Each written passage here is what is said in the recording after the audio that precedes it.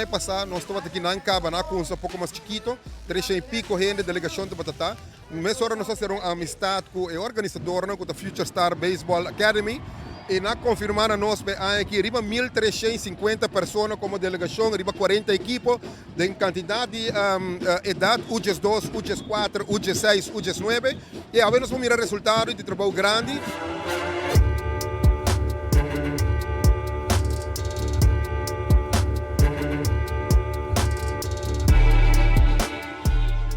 Mas vou dizer, all by all, estou contente de criar oportunidade para nós jovens, quando nós estamos aqui atrás, para praticar deporte de qualquer nível, de maneira nós sai, e nos lema também, mas kita muito não for de caia, ora para brindar oportunidade aqui, e deporte está criar disciplina, deporte está criar uma melhor pessoa para nossa sociedade.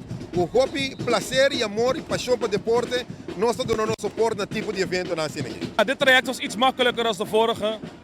We hebben nu wat meer hulp gekregen hier aan deze kant. En je weet ook een beetje wat je kan verwachten, hoe je moet lopen. En dat is vooral wat het is. En ook de steun die je kan krijgen van zowel scheidsrechters, spelers, teams die toch in je geloven of in het project Baseball in Paradise om toch hier naartoe te willen komen.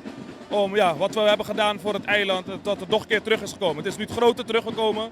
En het traject ernaartoe was een zware, hier en daar hiccups, hoort erbij.